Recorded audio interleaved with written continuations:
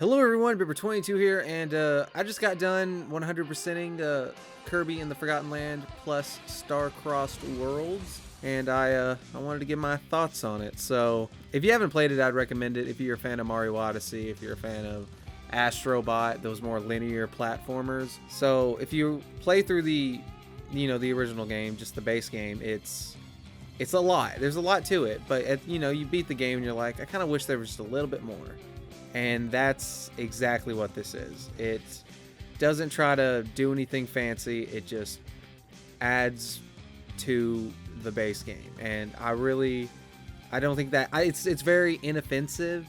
It doesn't bother me as much as I'm sure it bothers some people, because I'm sure some people are like, $20.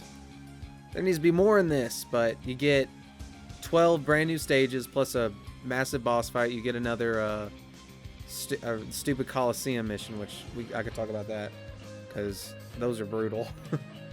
But and then you also get 3 brand new mouthful modes to go with the stages, and I have to be real with you, I'm really impressed with the level design. I think they're some of the most tight 3D platforming levels you could ever play in this new DLC. I mean, the main gimmick with it is these, I guess, flowers, these star crystal flowers that when you hit them they create paths. And it doesn't sound like much, but then you start playing it and you realize, oh, this actually does a lot. And they use these to the maximum.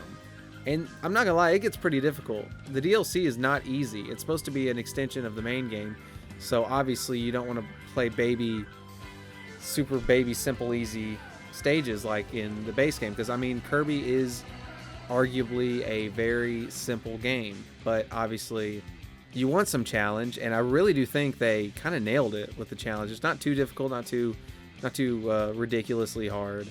So it's not like every stage is a Grandmaster Galaxy, if you know what I mean. I'm just really impressed with it, and I would recommend it. I'll go over the different abilities and my thoughts on them. So Spring Kirby is the main new one that they showed off in the direct, in the trailer. It's basically Spring Mario. It's just a little bit easier to control.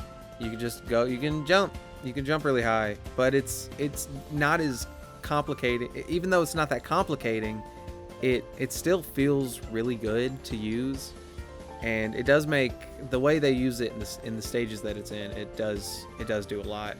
Gear Kirby, easily the best one.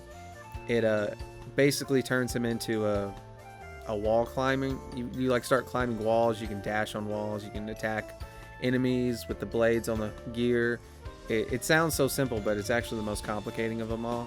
And then Sign Kirby, which is basically just land version of Glide Kirby, or the flying one. And that one's probably my least favorite, but again, it doesn't mean it's bad or nothing. It's just kind of underwhelming compared to some of the other ones.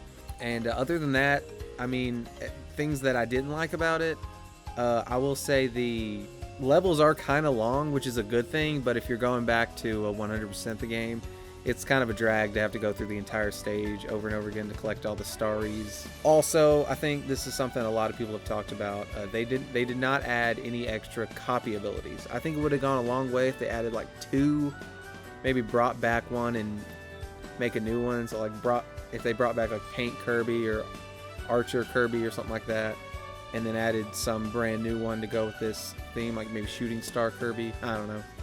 I think that would have made this package fully worth it. And while I do think $20 is kind of a lot, it does feel like a $20 expansion, especially compared to the stupid Donkey Kong Bonanza one that just came out. I love Donkey Kong Bonanza, but I'm probably not going to get that because it doesn't add to it, and it makes you have to grind even more to get like banana coins. Either way, Kirby in the Forgotten Land is one of my favorite 3D platformers of all time. It's really freaking solid, which you don't get a lot. There's pretty much nothing wrong with the game except for those Coliseum battles, because that third one, the Ultimate Z, that one gets pretty freaking difficult, and if you fail, you have to restart the whole thing. And even though that's not really a complaint, that's just a skill issue with me, but I do think this game is worth it. So if you want to play a little bit of extra Kirby, go for it. If you made it all the way to the end of this video, make sure you slap that like button down below. Make sure you break your computer. Don't forget to subscribe to become a part of Bimp Nation. And I got a lot of videos planned. I don't know if I'll get to them, but I want to try to come back to these. I know I haven't uploaded in like a year, but that's just because I've been extremely busy and I don't have the motivation to actually spend time making videos, even though I like doing it. That's a weird thing with me, but I've had a lot of ideas recently, and I don't know. I miss it. I have fun with it, and I'll see you all later. Bye.